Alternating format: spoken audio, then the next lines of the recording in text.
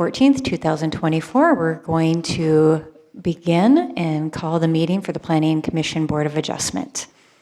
We're calling to order, and we're going to start with a roll call with David Chansky, since... Well, I'll grab the roll call here. All right, thank you, Peter. Ayers is absent. Zierden? Here. Weaver? Here. Brisbane? Here. Tice? Here. All right. Thank you. And let's all stand for the Pledge of Allegiance. I pledge the allegiance to the flag of the United States of America and to the republic for which it stands, one nation, under God, indivisible, with liberty and justice for all. Thank you. And moving on to approval or amendment of the agenda. Do we have any changes, or do we have a motion to approve? I'll make a motion to approve. We have a motion. Do we have, let's take a vote. All in favor say aye. Aye. Aye. Any opposed? Motion has passed. Moving on to an open forum, I don't see anyone in the audience, so we will just skip that. Moving on to new business, I don't see anything in the agenda unless something's been added. All right.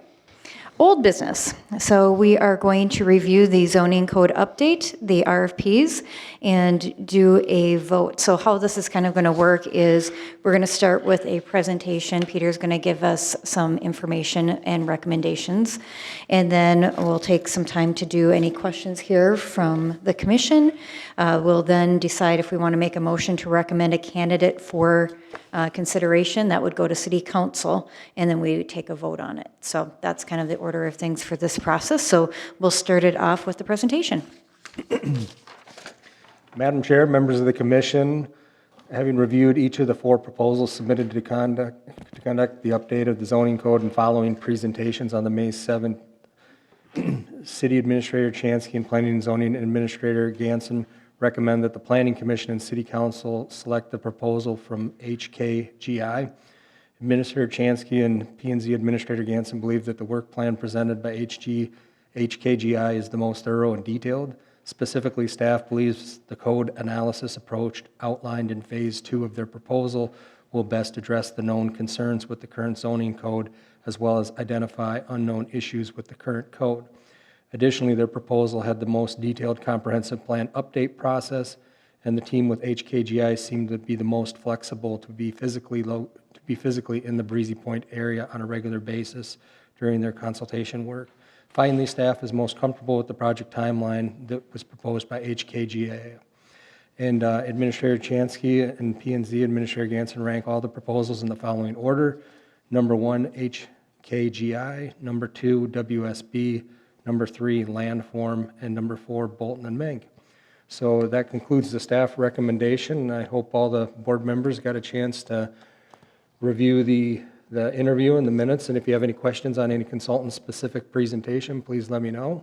So, and that's where staff currently sits on the selection process.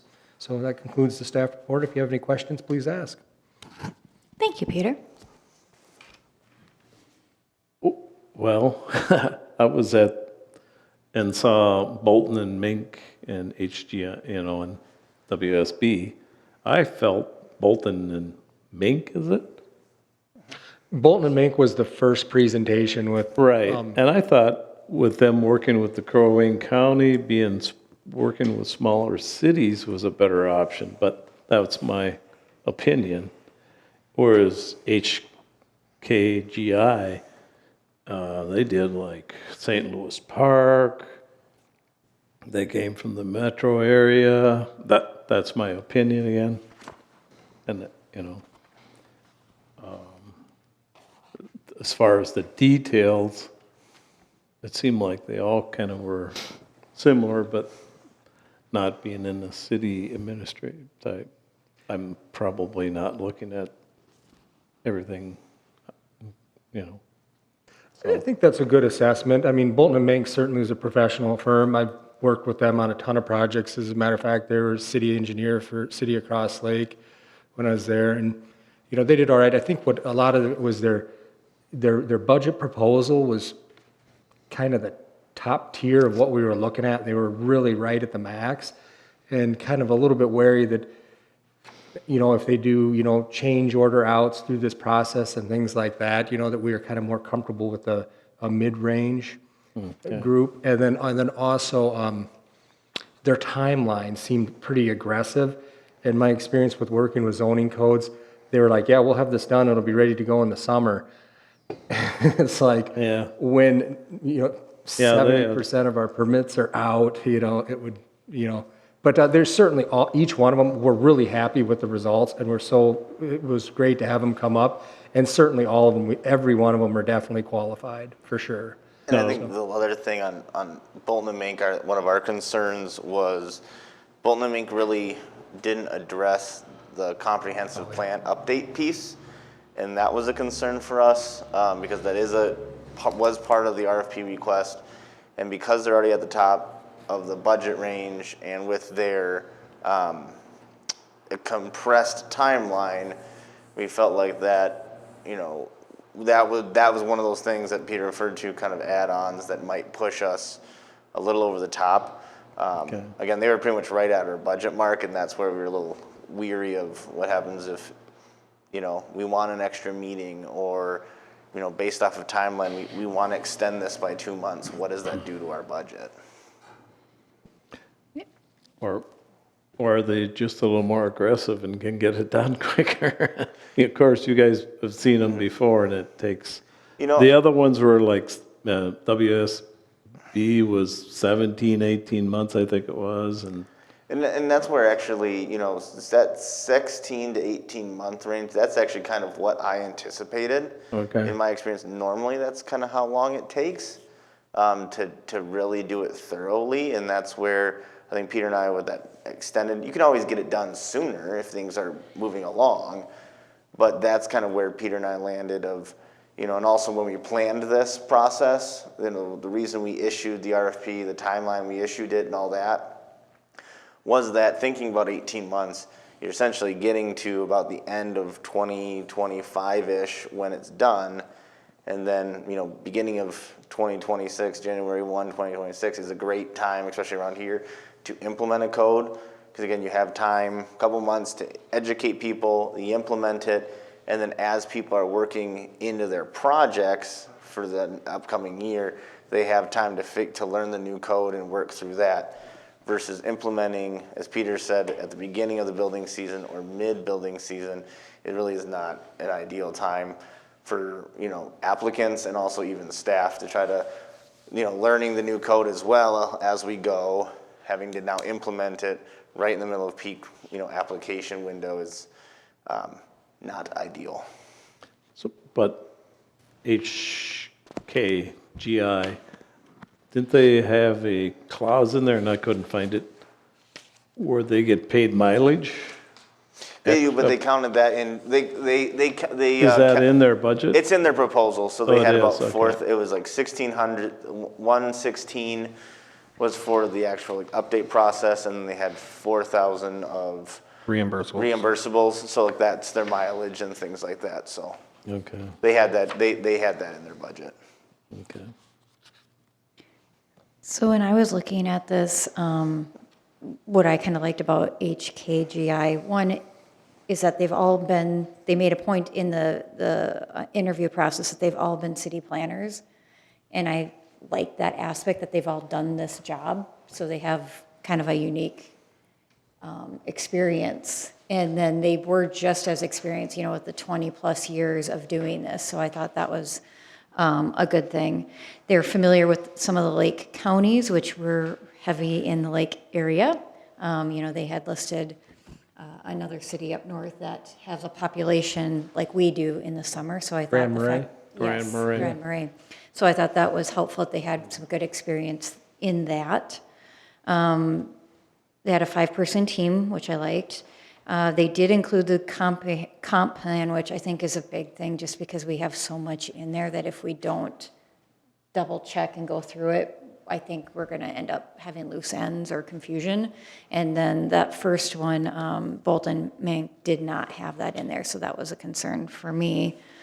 I liked that it did have a longer finish to your point, that we don't want this being done in our prime time, because that doesn't give city staff and people in the area that are building time to kind of consider the changes. So I liked the fact that they had a little bit more time frame in there. So those are the points that I kind of took, and thought I would cast my vote more on the HKGI. Okay.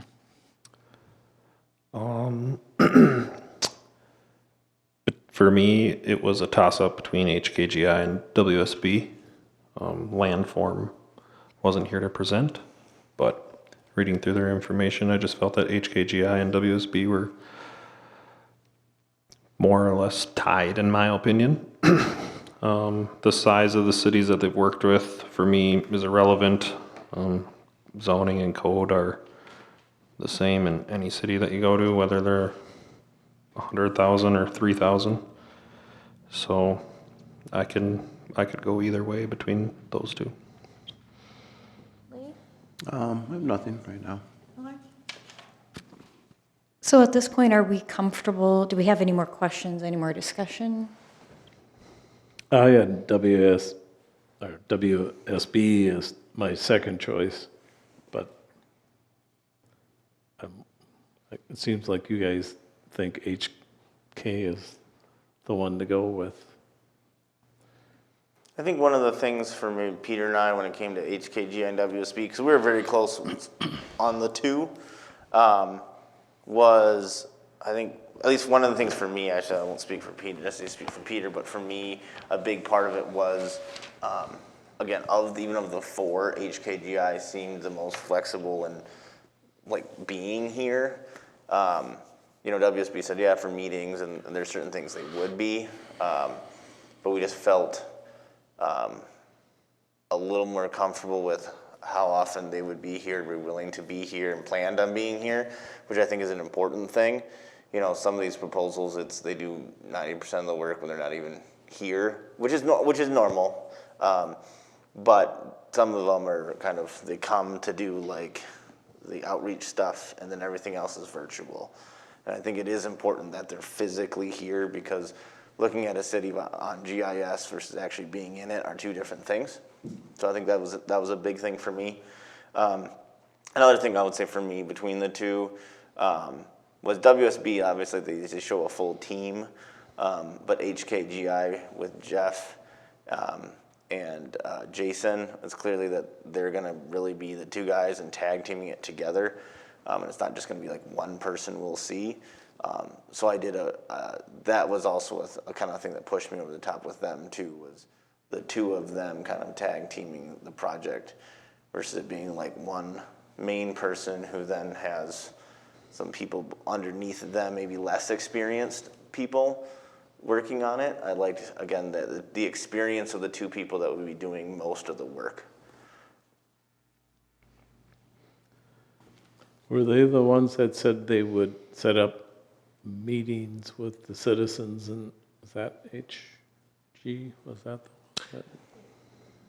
I believe that was, They all did one way, but the one really got into it. I think that was Bolton and Mank that talked in length about steering committees Right. and things like that. And that kind of had me a little bit wary, because it's like, whoa, we're hiring a professional here to roll these things forward, and I think to that fact, like HGKI spoke, like they said, we're going to work directly with City Planning Commission and with the City Council, to do that, because some of that stuff in those steering committees, we already have, an effective ordinance and things like that. We're not starting from scratch and stuff like that. And that's actually kind of was a little bit of a red flag for me, because I'm like, okay, if we're going on like a 6-month rollout on this, and we're talking steering committees, It'll take 6 months to get that going. Yep, and essentially the role of the planning commission is, and I like that when they grabbed that question, they said, we're gonna rely on the planning commission because that's the venue. Certainly the public can be involved and talk and speak without a doubt, but that's the Right. essential function And of it. HKGI did have a pretty robust public engagement piece to theirs as well, something they weren't doing public engagement. I think what Peter, the difference is getting public, doing surveys, getting, maybe a open house, things like that. The other issue we have with the steering committees, and I've experienced too, is just also just getting people to want to serve on it can be a pain. And because again, zoning isn't the flashiest thing or most interesting thing. And then what can end up happening, I think as Peter said, sometimes they can derail because they're there for one reason or another, or they think they're there for a different reason than they want, and you have these meetings and people are like going way over here, and it's like, no, we're over here. That's not what we're here to talk about. So that's where, HKGI definitely had public engagement in their proposal, but as like Peter said too, is they're gonna rely really on, the planning commission and the council to give them that direction of, are we on the right path? What do you want to see and things like that.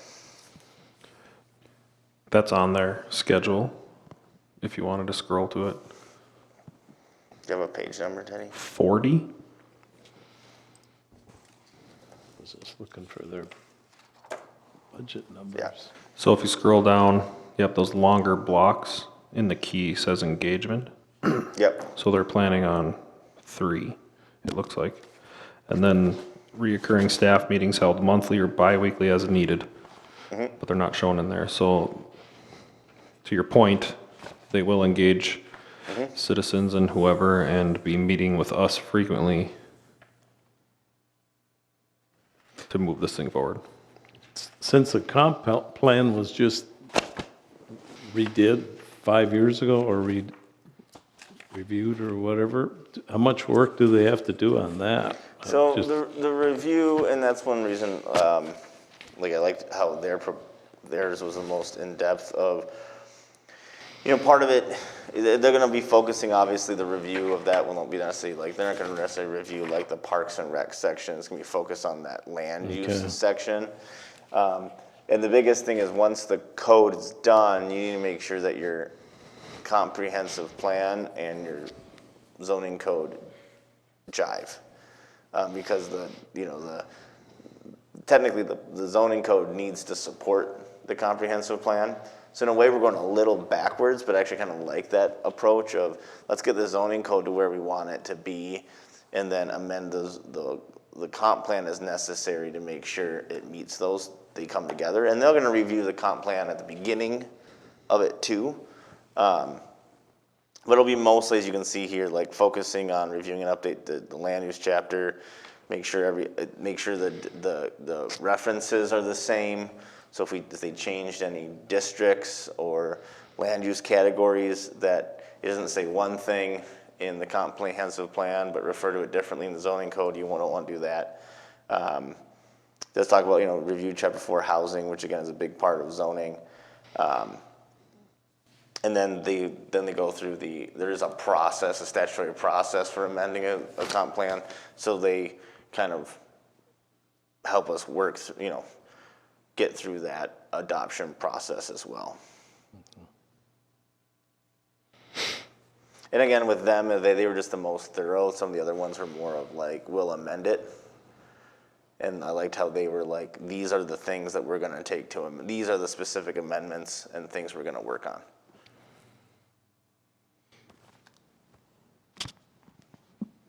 Okay. Any other questions? Do we have any motions or recommendations? I'll make a motion to recommend HKGI to the city council. I'll second that motion. All in favor, say aye. Aye. Any opposed? Motion has passed, so recommendation to City Council for HKGI. Any staff reports? Thank you for that, Planning Commission, appreciate that, and we'll move forward with that process. As far as staff report, we got a couple variance applications. The one that was supposed to be here today, they had to redo their survey to get it updated. It was dealing with a setback into the neighbor's property line, so they're going to be before us next meeting. There is a subdivision possibly coming in, and I like to do pre-application meetings with people for like, whether it's a conditional use permit or a variance, with the goal to have all their paperwork good before it hits, our PC meeting. So, and developers, like when they come and talk about that, I'm like, this is public record now, because I'm like, we're in City Hall talking about this and stuff like that. And this is a property up by Fawn Lake. The Fawn Lake Road, there's, I think a church, I think the property's listed under a church right now, but they want to do 5-acre tracts in there. So possibly 2, and then there's somebody else that might be bringing one in here. It depends on if their surveyor can get the project done yet. The surveyors are pretty busy right now, so. But we'll have a couple of on there for next meeting, so that'll be good. Thank you. All right, any commissioner reports? No. All right, meeting is adjourned. Thank you.